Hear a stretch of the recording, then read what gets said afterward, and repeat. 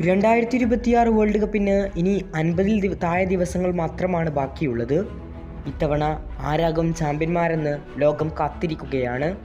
നിലവിലെ ലോകകപ്പിലെ ഏറ്റവും കൂടുതൽ തവണ ചാമ്പ്യന്മാരായ ബ്രസീൽ വമ്പൻ പ്രതീക്ഷയോടെ തന്നെയാണ് ഇത്തവണ വേൾഡ് കപ്പിനെത്തുന്നത്.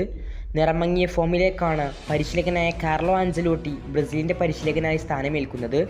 അതിനുശേഷം ബ്രസീൽ മോശമല്ലാത്ത പ്രകടനം തന്നെ നടത്തുന്നുണ്ട്. എന്നാൽ ബ്രസീൽ ആരാധകർ ഉറ്റുനോക്കുന്നത് 2026 വേൾഡ് കപ്പിൽ തങ്ങളുടെ നായകനായ നെയ്മർ ജൂനിയർ ബ്രസീലിൽ ഉണ്ടാകുമോ എന്നതാണ്. നിലവിൽ അതിനുള്ള സാധ്യതകളും ഇപ്പോൾ വന്ന വാർത്തയും നോക്കാം. നിലവിൽ നെയ്മർക്ക് ബ്രസീൽ ടീമിനൊപ്പം കളിക്കാൻ അതിയായ ആഗ്രഹമുണ്ട്. പക്ഷേ അദ്ദേഹത്തെ തുടർച്ചയായി വേട്ടയാടുന്ന ഫിറ്റ്നസ് പ്രശ്നങ്ങളാണ് കാരണം. പരിശീലകനായ കാർലോ ആഞ്ചലോട്ടി അടുത്തിടെ പ്രഖ്യാപിച്ച ബ്രസീൽ ടീമുകളിൽ നിന്ന് നെയ്മറെ ഒഴിവാക്കിയിരുന്നു. ഇനി എന്താണ് പരിശീലകനായ കാർലോ ആഞ്ചലോട്ടിയുടെ നിലപാട്? നെയ്മറിൻ്റെ കഴിവ് അദ്ദേഹം അംഗീകരിച്ചിട്ടുണ്ടെങ്കിലും പൂർണ്ണമായും ശാരീരികമായും തയ്യാറായ കളിക്കാരെ മാത്രമേ തിരഞ്ഞെടുക്കൂ എന്ന് കോച്ച് ആഞ്ചലോട്ടി വ്യക്തമാക്കിയിരുന്നു.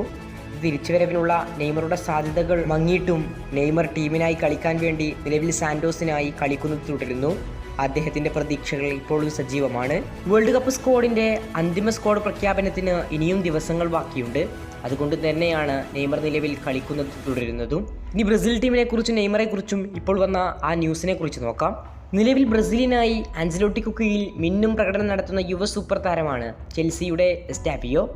ബ്രസീലിനായി നിലവിൽ 11 മത്സരങ്ങളിൽ 5 ഗോളുകൾ അദ്ദേഹം അടിച്ചുകൂട്ടിയിട്ടുണ്ട്. കഴിഞ്ഞ ദിവസം നടന്ന മത്സരത്തിനിടെ അദ്ദേഹം പരിക്കേറ്റ് പുറത്താവുകയാണ്. ഇപ്പോൾ അദ്ദേഹത്തിൻ്റെ വേൾഡ് കപ്പ് പ്രതീക്ഷകൾ അസ്തമിക്കുന്ന മട്ടിലാണ്. അദ്ദേഹം തിരിച്ചു വരാൻ ദിവസങ്ങളെടുക്കുമെന്നാണ് റിപ്പോർട്ടുകൾ സൂചിപ്പിക്കുന്നത്. എസ്റ്റാവിയോയുടെ അഭാവം ബ്രസീലിന് തിരിച്ചടിയാകുമെന്ന കാര്യത്തിൽ യാതൊരു സംശയവുമില്ല. സ്കലോണിയുടെ ടീമിൽ സ്ഥിര സാന്നിധ്യമായിരുന്നു എസ്റ്റാവിയോ. എന്നാൽ എസ്റ്റാവിയോയുടെ പരിക്ക് കാരണത്താൽ തന്നെ നെയ്മറെ ടീമിൽ പരിഗണിക്കാനുള്ള സാധ്യത വർദ്ധിച്ചെന്നാണ് റിപ്പോർട്ടുകൾ സൂചിപ്പിക്കുന്നത്. നെയ്മറെ അവസാന ലാപ്പ് കോളപ്പിൽ ബ്രസീൽ ടീമിലേക്ക് കാർലോ ആഞ്ചലോട്ടി ക്ഷണിച്ചേക്കുമെന്നാണ് റിപ്പോർട്ടുകൾ. ഏതായാലും ഇത് കാത്തിരുന്നു കാണേണ്ടതാണ്.